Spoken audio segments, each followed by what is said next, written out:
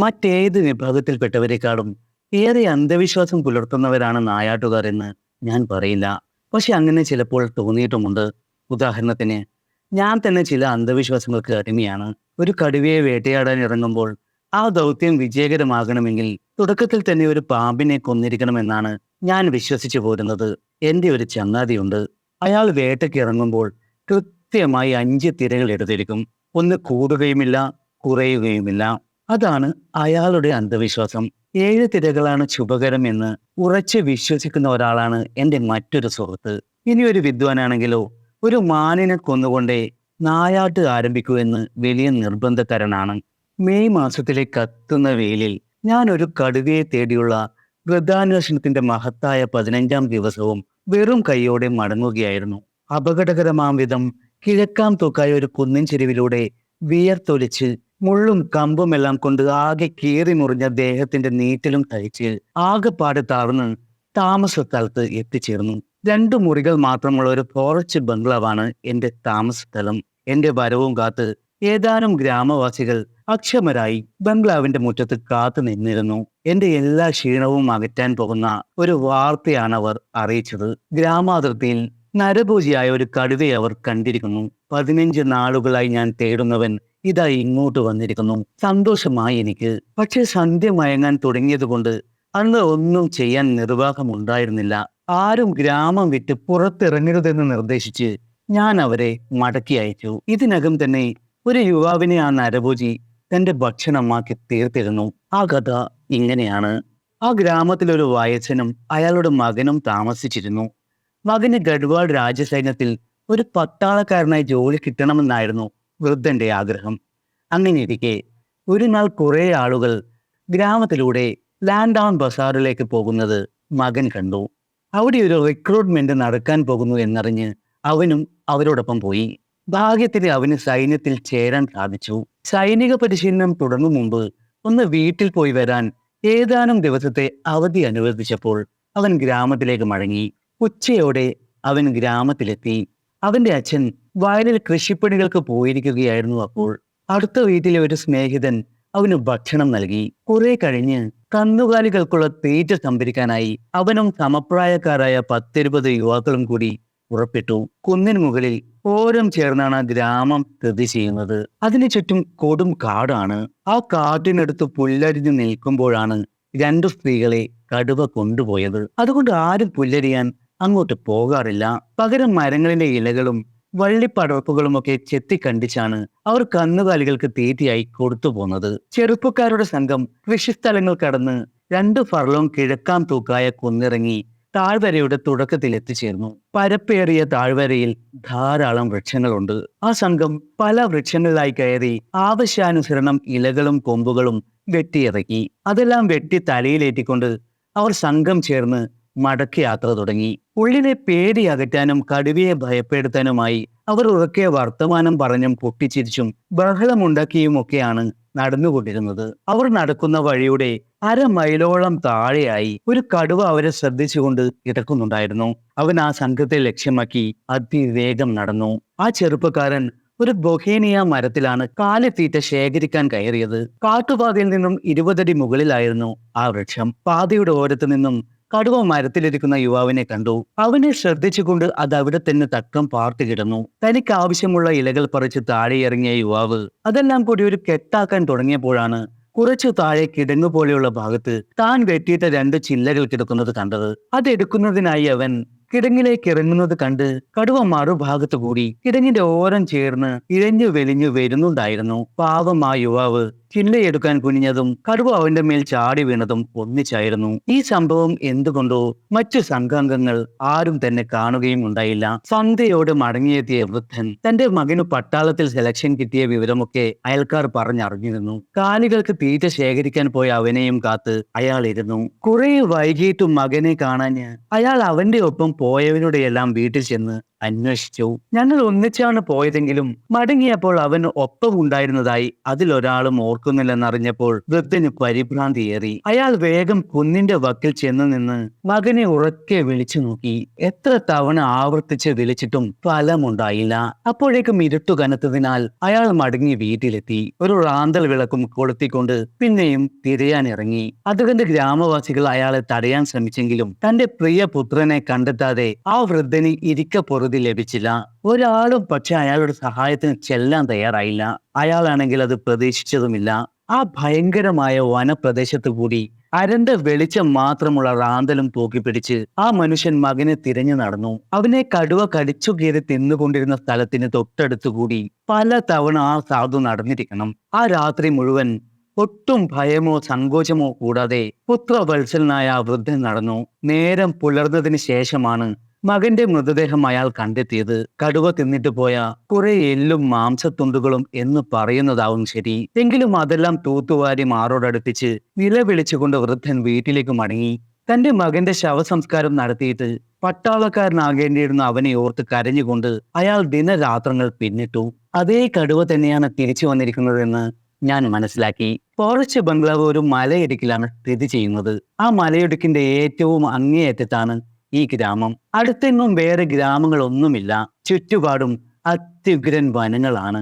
ഇക്കാരണത്താൽ തന്നെ ഈ ഗ്രാമത്തിലെ സാധുക്കളായ ജനങ്ങൾ ഇടയ്ക്കിടെ കടുവയുടെ ആക്രമണത്തിന് ഇരയാകാറുണ്ട്. പിറ്റേന്ന് അതിരാവിലെ തന്നെ ഞാൻ ഗ്രാമത്തിന്റെ അതിരിലൂടെ ഒരു റൗണ്ട് നടന്നു നോക്കി. വിശേഷാൽ ഒന്നും കണ്ടില്ല.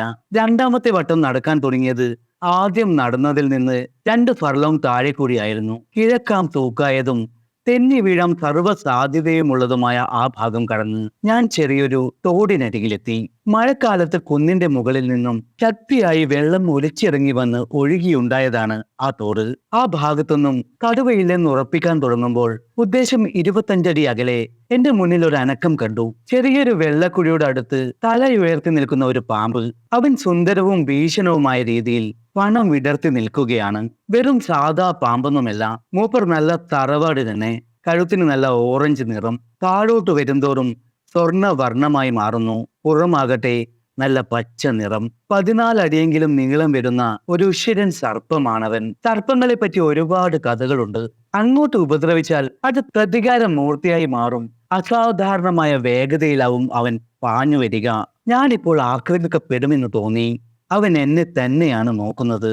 എനിക്കവനെ നിസ്സാരമായി ഒഴിവാക്കാം. വിടർത്തി പിടിച്ചിരിക്കുന്ന പത്തിയുടെ നടുവിലേക്ക് ഒരൊറ്റ വെടിയുണ്ട പായിക്കേണ്ട കാര്യമേയുള്ളൂ എനിക്ക്. പക്ഷേ ഒരു സുന്ദരനെ കൊല്ലാൻ എനിക്ക് മനസ്സ് വന്നില്ല. മാത്രമല്ല അവനെ വെടിവെക്കുന്നത് ഇപ്പോഴത്തെ എന്റെ പ്രധാന ദൗത്യത്തിന് ദോഷകരമായി തീരുകയും ചെയ്യും. വെടിയുടെ ശബ്ദം കേട്ടാൽ സമീപ പ്രദേശത്ത് എവിടെയെങ്കിലും നരഭോജിയായ കടുവയുണ്ടെങ്കിൽ അവൻ ഓടിക്കളയും.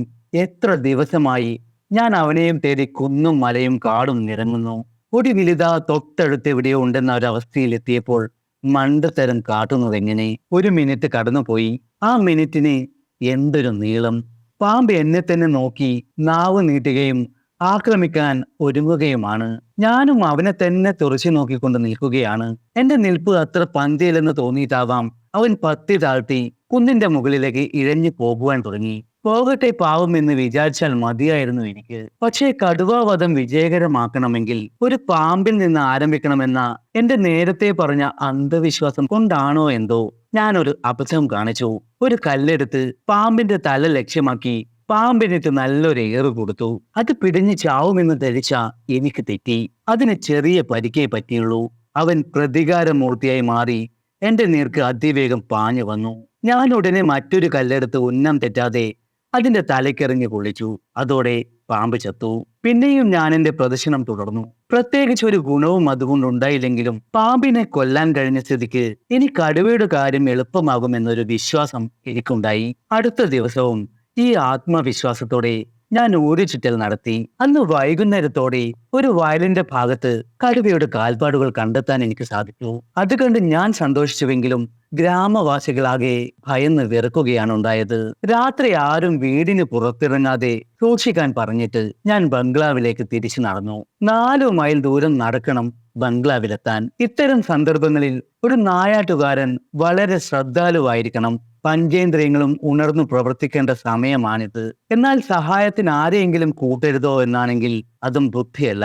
കാരണം ഈ നടപ്പിനിടയിൽ കടുവയെ കാണാൻ കിട്ടിയാൽ ഒറ്റയ്ക്ക് അവനെ നേരിടുകയാണ് എളുപ്പം. ഏതായാലും അതൊന്നും ഉണ്ടായില്ല. പിറ്റേന്ന് അതിരാവിലെ ഞാൻ ഗ്രാമത്തിലേക്ക് ചെന്നപ്പോൾ ഒരു കൂട്ടം ആളുകൾ എന്നെ പ്രതീക്ഷിച്ച് നിൽക്കുന്നതാണ് കണ്ടത്. തലേന്ന് രാത്രിയിൽ കടുവ ഒരു പോത്തിനെ കശാപ്പ് ചെയ്തു അത്രേ. ഗ്രാമത്തിനുള്ളിൽ വെച്ച് കൊല നടത്തി പോത്തിനെ കാട്ടിലേക്ക് വലിച്ചു കൊണ്ടുപോയതാണെന്ന് അടയാളങ്ങളിൽ നിന്നും ബോധ്യമായി. ആ വഴി നേരെ പോകാതെ ഞാൻ കുറെ അകലേക്ക് നടന്ന് ഒരു വശത്ത് വെച്ച് താഴ്വരയിൽ എത്തിയ ശേഷം നേരെ മുകളിലേക്ക് നടന്നു. അവിടെയുള്ള കുന്നിൻ പരപ്പിൽ കടുവയും അതിന്റെ ഇരയായ പോത്തും ഉണ്ടാകുമെന്നാണ് ഞാൻ പ്രതീക്ഷിച്ചത്. കഷ്ടപ്പെട്ട് അവിടെ എത്തിയപ്പോഴേക്കും ഞാൻ നന്നായി വിയർത്തിയിരുന്നു. ഒരല്പം വിശ്രമം വേണം, ഒരു സിഗരറ്റും വലിക്കണം. അങ്ങനെ കുറച്ചു നേരം വിശ്രമിച്ചിട്ട് ഞാൻ പിന്നെയും തിരച്ചിൽ തുടങ്ങി. കുന്നിൻ പരപ്പിന്റെ മുക്കാൽ ഭാഗവും പിന്നിട്ടപ്പോൾ ഒരു പൊന്തക്കാടിനടുത്ത് പോത്തിന്റെ മൃതദേഹം കിടക്കുന്നത് ഞാൻ കണ്ടു. കടുവ അടുത്തെങ്ങും ഉള്ളതിന്റെ ലക്ഷണമൊന്നുമില്ല. ഞാൻ അല്പം ഉയരമുള്ള ഒരു കല്ലിന്റെ മുകളിൽ കയറി നിന്നു. അവിടെ നിന്നുകൊണ്ട് എനിക്ക് പോത്തിനെയും പരിസരവുമെല്ലാം നന്നായി കാണാം. എന്തെങ്കിലും അപ്രതീക്ഷിതമായി സംഭവിക്കും മുമ്പ് എന്റെ ഉള്ളിൽ ഒരു ബോധോദയം ഉണ്ടാകാറുണ്ട്. 3-4 മിനിറ്റ് നേരം അങ്ങനെ നിന്നപ്പോൾ അത്തരമൊരു ഉൾവിളി എനിക്കുണ്ടായി. കടുവ എന്റെ തൊട്ടടുത്തുണ്ടെന്ന് ഞാൻ മനസ്സിലാക്കി. ഞാൻ നിന്നിരുന്ന പാറയിൽ നിന്നും 10-20 അടി അകലെയായി ഒരു പൊന്തക്കാടുണ്ടായിരുന്നു. അതിനുള്ളിൽ ഒരു അനക്കം കണ്ടു. അടുത്ത നിമിഷം അവൻ കുന്നിൻ ചെരുവിലൂടെ കുതിച്ചു പാഞ്ഞു. ഞാൻ തോക്കെടുത്ത് ഉന്നം പിടിക്കുന്നതിനിടയിൽ അവനൊരു വൃക്ഷത്തിന് പിന്നിൽ ഒളിച്ചു. ഏകദേശം 10-60 വാര അകലെയെത്തിയപ്പോൾ ഒരു പാറക്കെട്ടിലേക്ക് അവൻ ചാടിക്കയറുന്നത് ഞാൻ കണ്ടു. ആ നിമിഷം ഞാൻ കാഞ്ചി വലിച്ചു. വെടിയേറ്റ് അവൻ പിന്നോക്കം മറഞ്ഞു വീണു. അവിടെ നിന്ന് ഭീകരമായ ഒരു അലർച്ചയോടെ അവൻ താഴേക്ക് ഉരുണ്ടു വന്നു. അവന്റെ പുറം തകർന്നു കാണുമെന്നും ഉരുണ്ടു ചുരുണ്ട് അവൻ എന്റെ കാൽക്കൽ വന്ന് വീഴുമെന്നും ഞാൻ കരുതി. പക്ഷെ അടുത്ത നിമിഷം അവൻ ചാടി എഴുന്നേറ്റ് കുന്നിൻ ചെരുവിലൂടെ കുതിച്ചു പായുന്നതാണ് കണ്ടത്. അമ്പട മിടുക്ക എന്ന് മനസ്സാ അഭിനന്ദിച്ചുകൊണ്ട് ഞാൻ അവനെ തന്നെ നോക്കി നിന്നു. ഓടുന്ന കടുവയെ കാണാമെങ്കിലും വെടിവെക്കാൻ കഴിയുമായിരുന്നില്ല. നിമിഷങ്ങൾക്കകം അവൻ മുളങ്കാട്ടിലൂടെ അടുത്ത താഴ്വരയിലേക്ക് ഓടി മറഞ്ഞു. എന്റെ വെടിയുണ്ട അവന്റെ ഇടത്തെ തോളിൽ തറച്ച് അവിടെ നിന്ന് അല്പം എല്ലുമെടുത്ത് പിന്നെയും മുന്നോട്ട് പാഞ്ഞ് ഒരു പാറയിൽ തട്ടി അതേ വേഗത്തിൽ തിരിച്ചു വന്ന് അവന്റെ താടിയെല്ലിൽ തറക്കുകയായിരുന്നു എന്ന് പിന്നീട് ഞാൻ മനസ്സിലാക്കി. ഒരു വെടി രണ്ടായി കൊണ്ടിട്ടും കൂസലില്ലാതെ അവൻ ഓടിയതിന് അത്ഭുതമൊന്നുമില്ല. കാരണം വേദനയുണ്ടാകുമെങ്കിലും ആ പരിക്കുകൾ മരണകാരണമായിരുന്നില്ല. ഞാൻ അടുത്ത താഴ്വരയിൽ അവൻ ഒളിച്ചിരിക്കാൻ ഇടയുണ്ടെന്ന് സംശയിച്ച പൊന്തക്കാടിന് സമീപം ചെന്നെങ്കിലും അതിനുള്ളിൽ നിന്നുള്ള അവന്റെ മുരൾച്ച കേൾക്കാനേ കഴിഞ്ഞുള്ളൂ. അവൻ പുറത്തു വന്നാലല്ലാതെ അതിനുള്ളിൽ കടന്ന് ഒന്നും ചെയ്യാനുള്ള ബുദ്ധിമോശം ഞാൻ കാട്ടിയില്ല.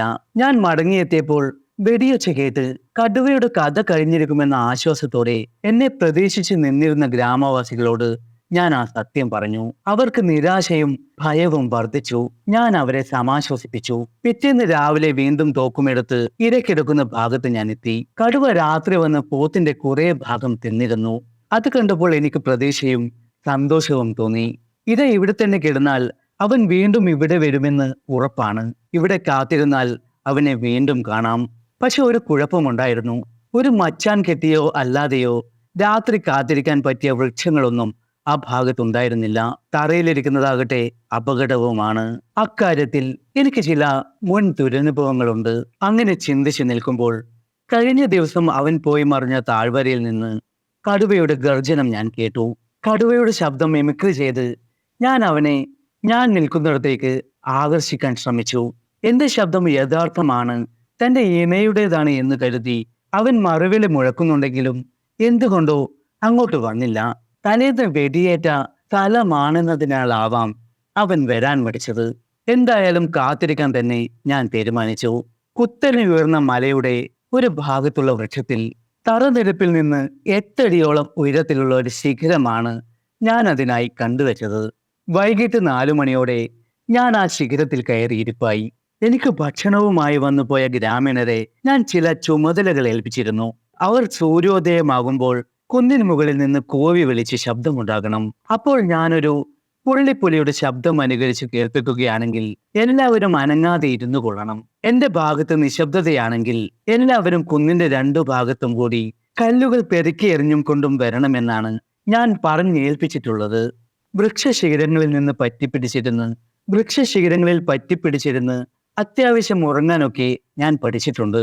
ഇന്നാണെങ്കിൽ ക്ഷീണവും ലേശം അധികം. ഞാൻ സുഖമായൊന്നുറങ്ങി.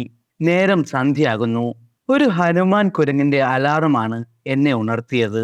താഴ്വരയുടെ അങ്ങേ ഭാഗത്തുള്ള ഒരു മരത്തിലിരുന്നാണ് ഹനുമാൻ കുരങ്ങ് ഒച്ചയുണ്ടാക്കുന്നത്. എന്നെ തുറച്ചു നോക്കുന്നുമുണ്ട് മൂപ്പർ. മരത്തിൽ പിടിച്ചു കയറിയിരിക്കുന്ന പുള്ളിപ്പുലിയാണെന്നാവും മൂപ്പർ കരുതിയിരിക്കുക. ഏതായാലും ഇരുട്ടായതോടെ അവൻ നിശബ്ദനായി. സമയം ഇഴഞ്ഞു നീങ്ങുന്നു. പെട്ടെന്ന് കുന്നിന്റെ മുകളിൽ നിന്നും ഒരു കല്ലുരുണ്ടു വന്ന് ഞാനിരിക്കുന്ന മരത്തിൽ വന്നിടിച്ചു. അതിനു പിന്നാലെ ഒരു മൃഗത്തിന്റെ മൃദുവായ പാദപതന ശബ്ദവും ഞാൻ കേട്ടു. അത് കടുവ തന്നെയാണെന്ന് ഞാൻ ഉറപ്പിച്ചു. കടുവ ഇരയുടെ അടുത്തേക്ക് പോകാതെ മുകളിലേക്ക് കയറി വരുന്നത് എന്തിനാണെന്ന് ഞാൻ ആലോചിച്ചു. അവൻ ശരിക്കും എന്നെ അന്വേഷിച്ചു വരികയാണെന്ന് പിന്നീടാണ് എനിക്ക് മനസ്സിലായത്.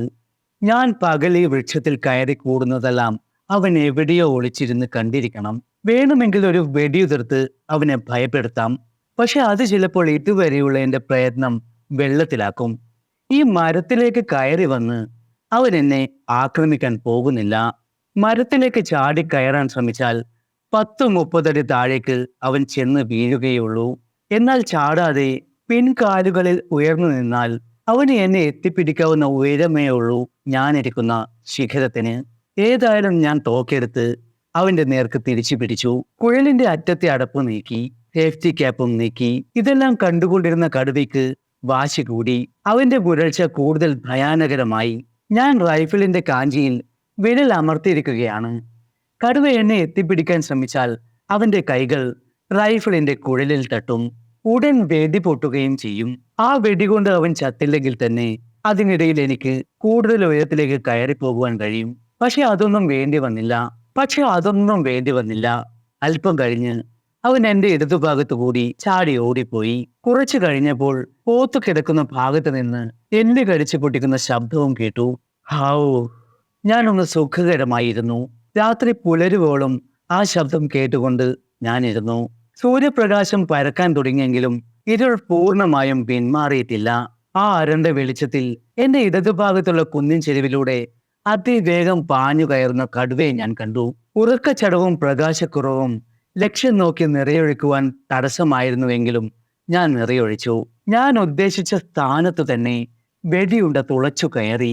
എന്നാലും ഒരലർച്ചയോടെ അവൻ എന്റെ നേർക്ക് കുതിച്ചു വന്നു. ഞാൻ ഉടനെ രണ്ടാമത്തെ നിറയും ഒഴിച്ചു.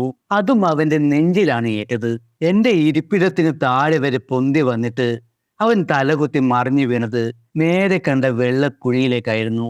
അവന്റെ രക്തം ചീറ്റി ഒലിക്കുന്നത് കാരണം ആ കുഴിയിലെ വെള്ളം കടും ചുവപ്പായി. കടുവ ആ കുഴിയിൽ നിന്നും ഉരുണ്ട് പിരണ്ടെഴുന്നേറ്റ് താഴ്വരയെ ലക്ഷ്യമാക്കി വേച്ച് നടന്നുപോയി. ഞാൻ മരത്തിൽ നിന്നും താഴെ ഇറങ്ങാൻ നന്നേ വിഷമിച്ചു. കാരണം 15 മണിക്കൂറിലധികം ഒരേ ഇരിപ്പിരുന്നതിനാൽ കൈകാലുകൾ മരവിച്ചു പോയിരുന്നു.